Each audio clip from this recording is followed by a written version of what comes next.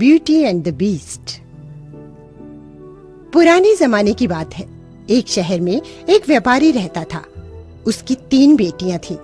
तीनों बहुत ही सुंदर थीं, लेकिन तीसरी सबसे ज्यादा सुंदर और बुद्धिमान भी थी।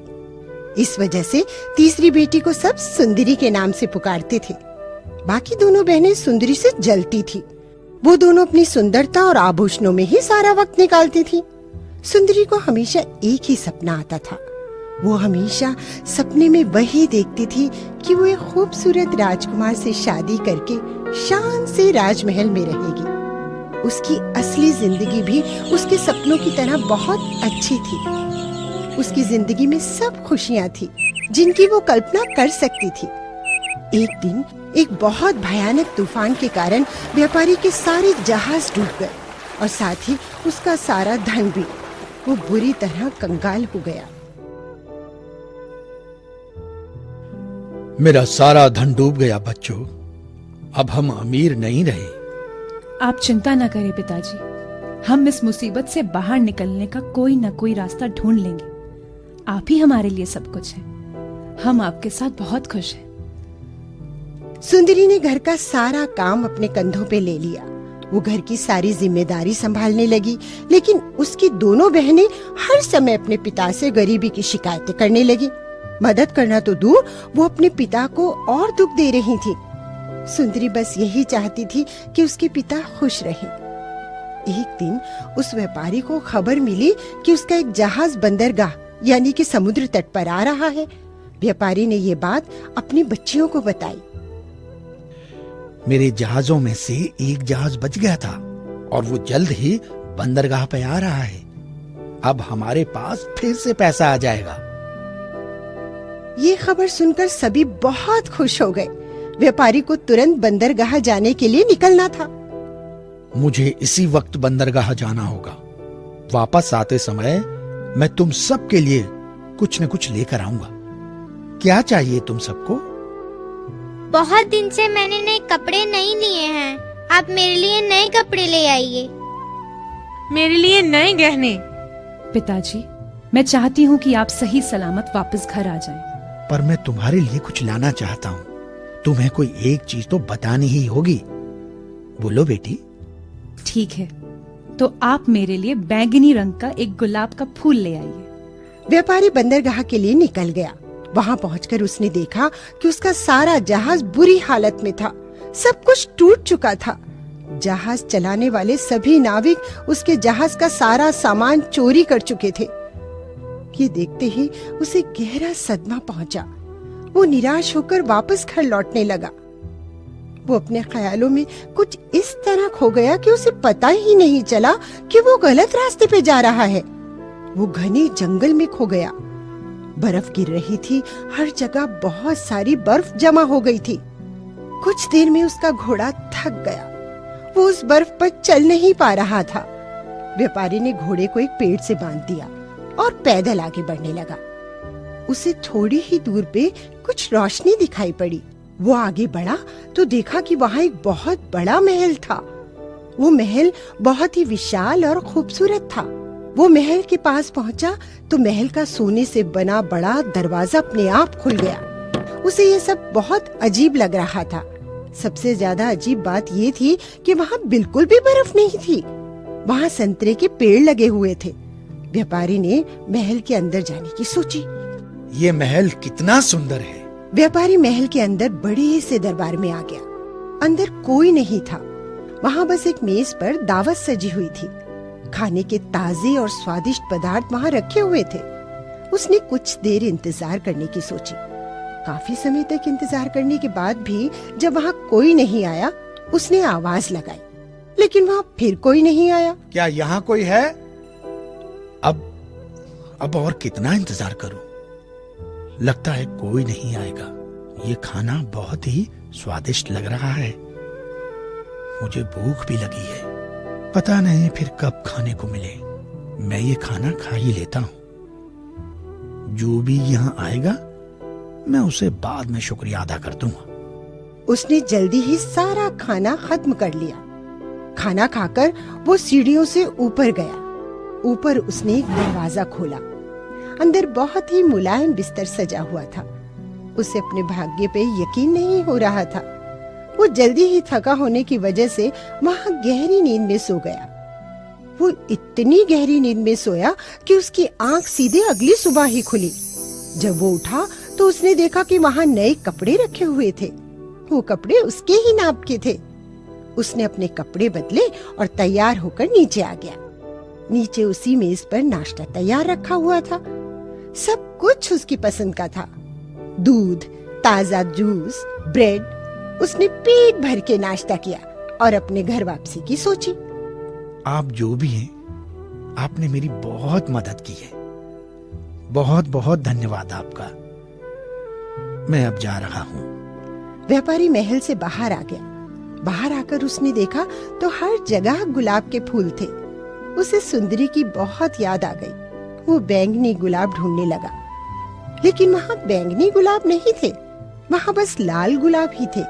उसने अपनी बेटी के लिए लाल गुलाब ही ले जाने का तय किया। उसने बाग से एक गुलाब तोड़ लिया, लेकिन गुलाब का एक फूल तोड़ते ही वहाँ किसी के गुर्राने की आवाज आई।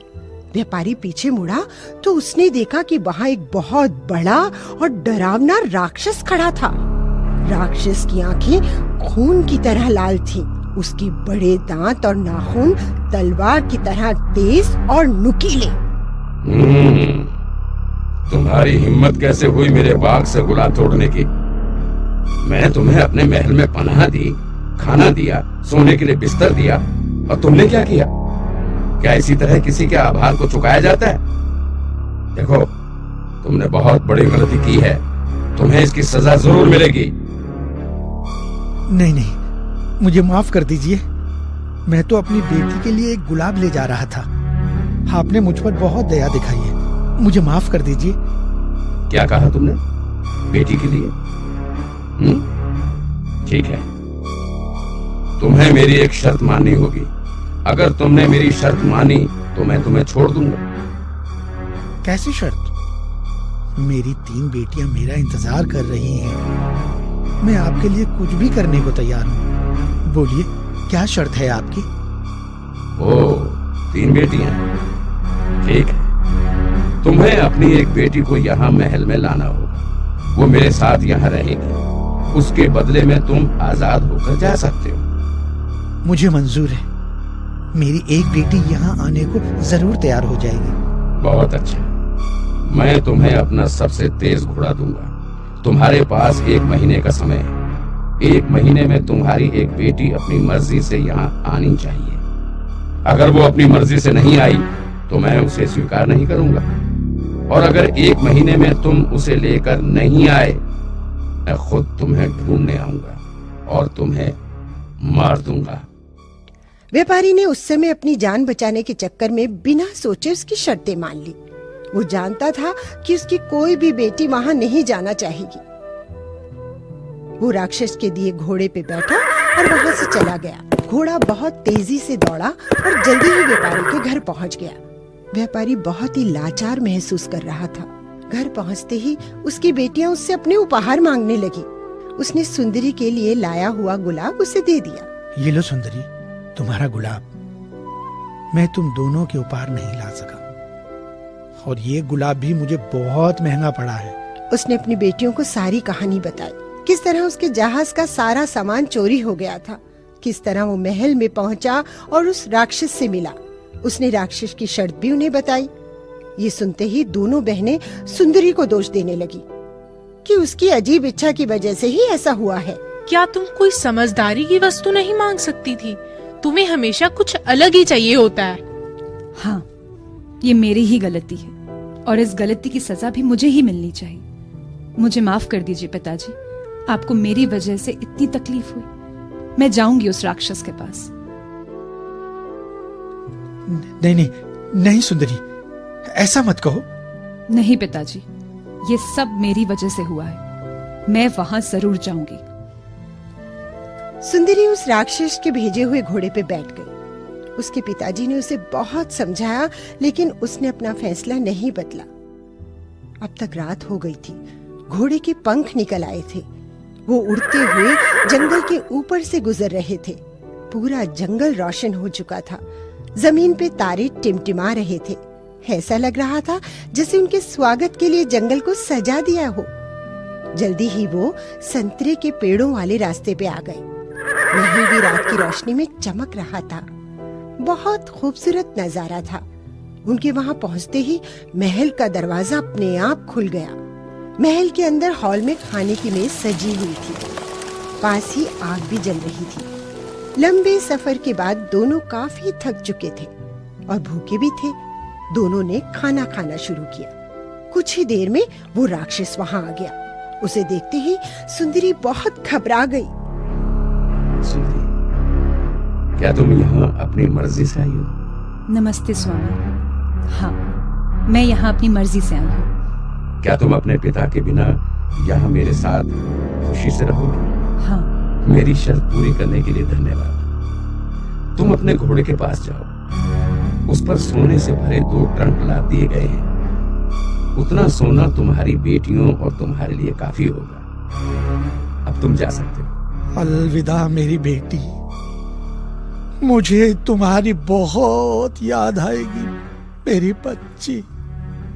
मुझे भी आपकी बहुत याद आएगी पिताजी। व्यापारी घोड़े पे बैठा और वहां से निकल गया। राक्षस ने सुंदरी से आराम करने को कहा। सुंदरी ने उसकी बात मान ली और ऊपर के कमरे में जाकर सो गई।